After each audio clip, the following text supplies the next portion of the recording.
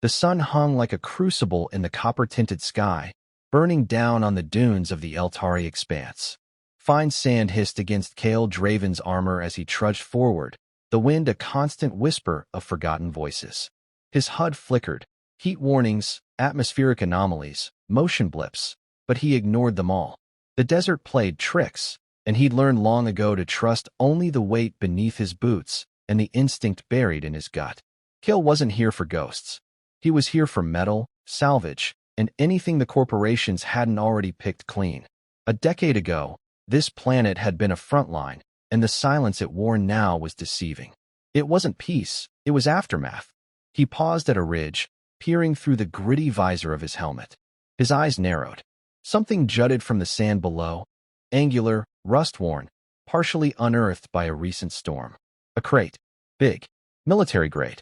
The kind of find that could mean a month's credit if intact, more if the contents were rare. His pulse quickened, not with greed, but caution. Kale slid down the dune, landing in a crouch beside the container.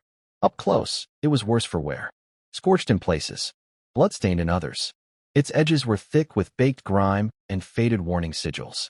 One side bore a winged black emblem, sharp, abstract, cruel in design. Beneath it, a line of text barely legible in the glare, DHB-9. He tapped the surface with his gauntlet. Hollow, reinforced, locked tight.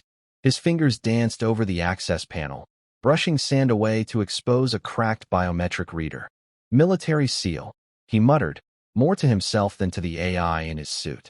But no registry ping. Oh, the crate didn't reply, obviously. But something did. A whisper. Not through the air, but through his earpiece. Just barely above the static. Please, don't open. Kale jerked upright. His rifle was in his hands before he registered moving. He scanned the horizon, empty. No heat signatures, no life forms in range. He tapped the comms feed. Static. Identify, he said, commanding his suit to isolate the voice. Nothing. The channel was dead. He looked down at the crate again. It sat unmoving, inert. But his breath felt different. Shallower. Not fear. Kale didn't fear many things, but the kind of discomfort that claws just under the ribs when something isn't right. He crouched, placed a hand on the metal, listening.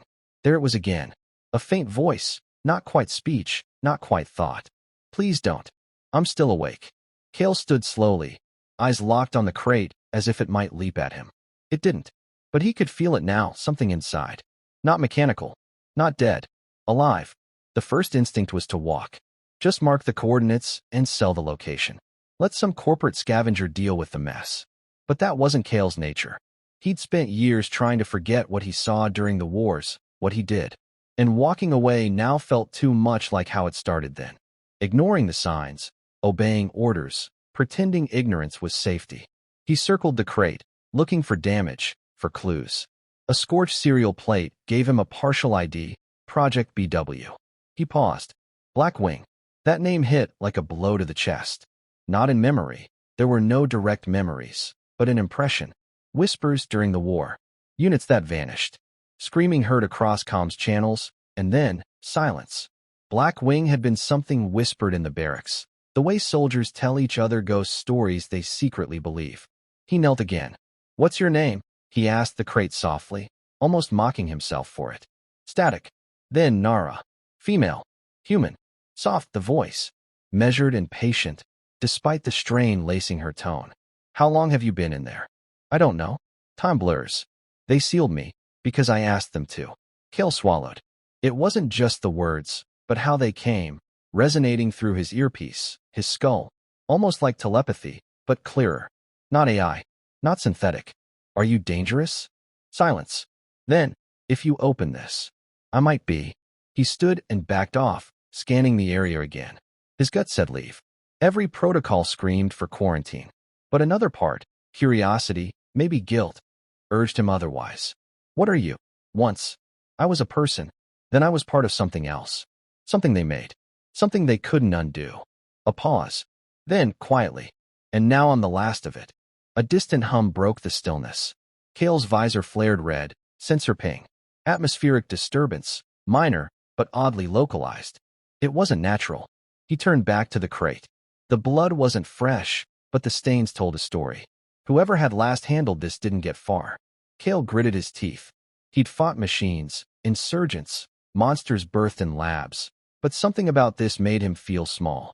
Like a child again, staring into the void and daring it to blink. Why don't you want me to open it? Because I'm not alone in here. That stopped him. He could feel the sweat trickling down his spine despite the cooling gel in his suit. His hands tightened on the rifle. You said you were the last. I am. But what's inside me isn't me. Kale stared at the crate. The sand hissed against it, the wind rising as if the desert itself was protesting his presence. The sun dipped slightly, throwing long shadows. The voice didn't speak again, but it didn't have to. Kale took a step back, then another. The silence now felt alive. He marked the crate's location in his suit, locked it behind encryption, and began walking away. Not because he'd given up, but because he needed to think. He needed to know if opening it was the worst thing he could do, or the only thing that could save someone still left inside. The voice whispered one last time before the signal vanished behind the static. If you open me, you might not walk away. Kale didn't answer. The desert did, swallowing his footsteps in shifting sand as the crate sat buried in twilight, waiting. Night in the Eltari expanse came without ceremony. The heat bled from the sand, leaving the land cold and cruel. Kale Draven sat hunched near a flickering emitter, a synthetic flame that offered no warmth but cast enough light to keep the void at bay. The crate loomed just beyond its glow, half-buried, silent, and yet impossibly present. He hadn't slept. Every time he closed his eyes, he felt it. Her, pressing against the edge of his mind. Nara didn't speak in words anymore, not always. Her presence slipped into his dreams like smoke through cracks, rearranging thoughts, painting memories that weren't his. He stirred his canteen, the last of the water sloshing inside. His body ached from tension held too long.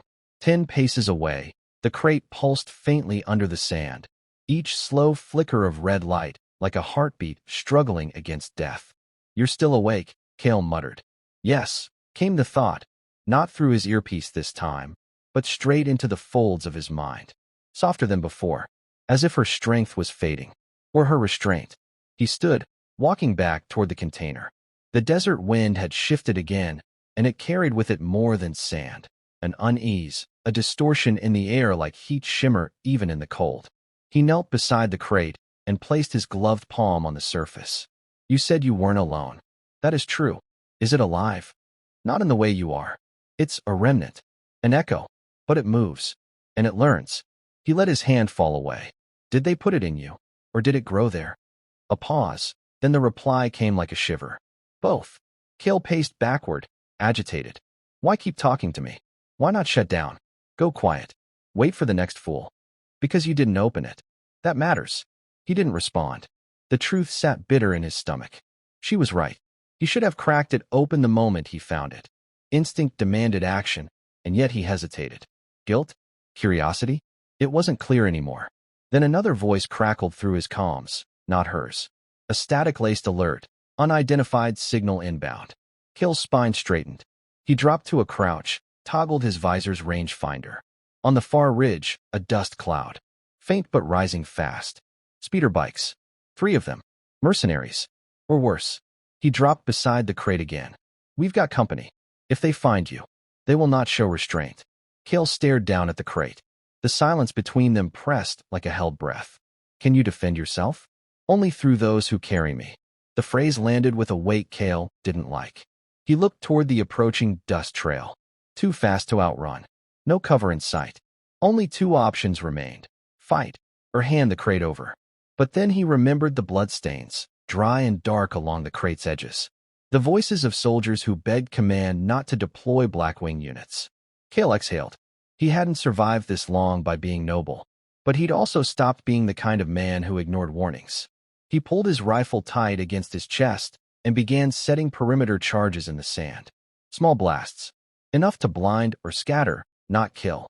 He didn't want blood unless it was necessary. Nara's voice floated back to him. You could leave. They won't chase you far. The crate is worth more than one scavenger's life. I thought you said I mattered. You do.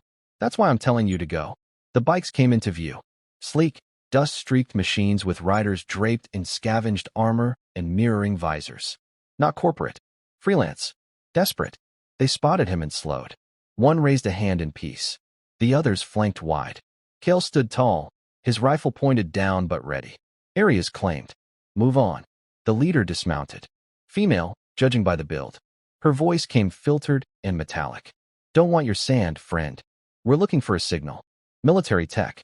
Something woke up out here. Kale shrugged. Nothing here but bones and rust.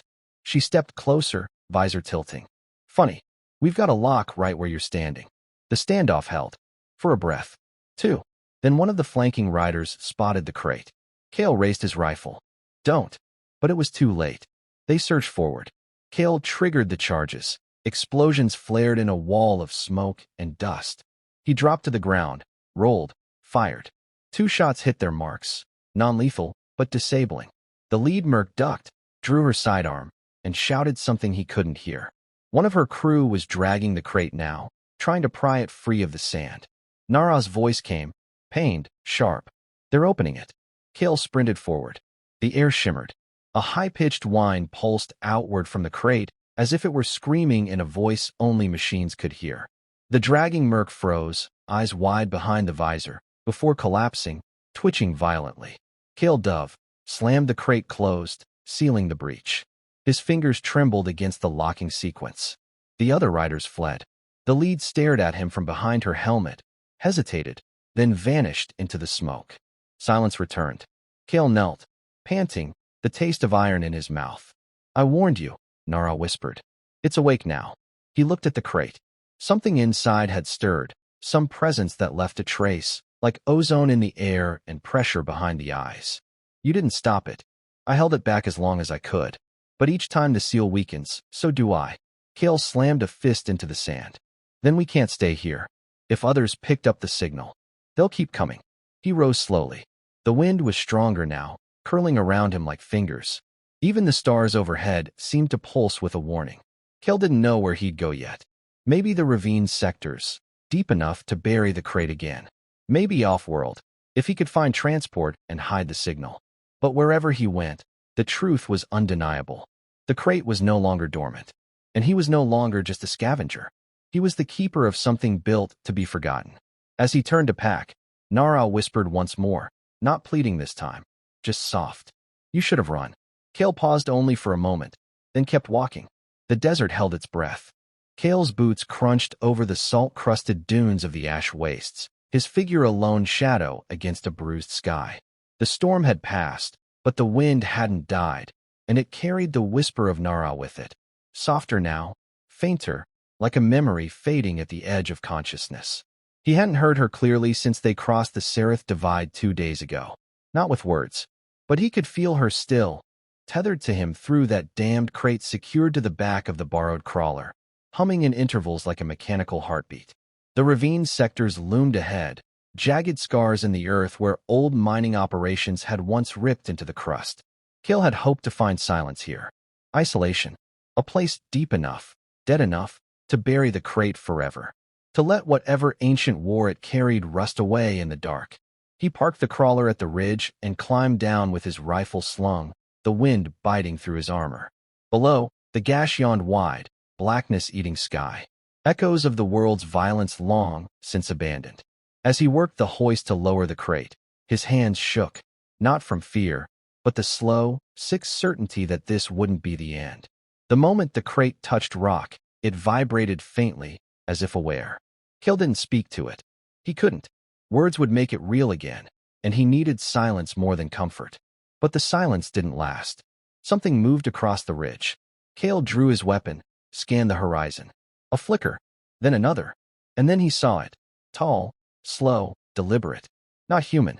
A figure descended, wrapped in reflective mesh, gait disturbingly fluid. No gear, no weapon. Just a presence that pressed against Kale's instincts like a predator stalking something that had already died. The figure stopped 10 paces away, face obscured under an obsidian veil. I don't know what you think is in that crate, Kale said, voice steady. But it's staying buried. The thing tilted its head. Its voice was a frictionless rasp. You carry the host. The signal has returned. We are here to complete the loop. Kale's grip tightened. She told me what you are. Echoes. Puppets. Leftover mistakes. No, it replied. We are the architects of silence. She was the song that broke the pattern. The crate behind Kale gave off a low tone, deeper this time. Not fear. Recognition. Kale took a step forward, rage simmering beneath the surface. She's not a song. She's a person. A soldier. You turned her into a weapon and left her to rot. The figure blinked, if it even could, then raised a single hand. And Kale's rifle failed. It didn't jam. It didn't spark. It simply stopped being a weapon.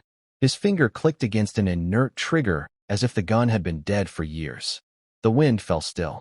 Behind him, the crate opened. Just a sliver. Enough for a shimmer of violet light to spill across the rocks like oil on water. Kale turned, mouth dry. No. You said, Nara, you said. I said not to open it. Her voice was back. Full. Vibrant. Painful. But I never said what would happen if someone else did. Kale backed away. The obsidian figure stood motionless now, almost reverent. The crate's lid lifted fully. And from within, not a monster, not a machine, but a silhouette. A woman. Translucent, flickering, wrapped in a haze of psionic data trails. Nara, before everything, before the screams and the fire and the voice in his mind, stepped forward, barefoot on stone, and looked at him. Kale forgot how to breathe. I couldn't stop them, she said aloud, her voice laced with static. But I can choose now. Behind her, in the crate's hollow, something pulsed. A core. Not technological, not biological, something stranger. A remnant of the old wars. The thing the architects came to reclaim. Kale looked at the figure beyond the ridge. It didn't move. Didn't threaten. It was waiting. You don't have to do this, Kale whispered. Nara smiled, small and broken. They'll follow the signal until it's snuffed. The only way to silence the past is to give it a voice one last time. Kale shook his head. There's another way. We run. We hide it. We find people who know how to kill these things. You think I haven't tried? She said, and in her voice he heard lifetimes of isolation. They're not chasing the crate. They're chasing me. She stepped past him. The light around her grew, wrapped her like a cocoon. She turned her eyes on the architect, and the air cracked. The ravine trembled. Kale wanted to stop her. Every instinct screamed it. But some part of him knew it had always led to this. With a single motion, Nara stepped into the light of the core and vanished. The architect wailed, a soundless fracture in reality, before it too dissolved into nothing. The crate shut itself. The silence returned.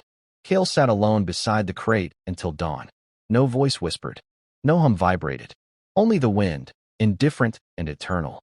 He buried the crate in the deepest part of the ravine. This time, he didn't mark the spot. Didn't log coordinates. Let the map lose it.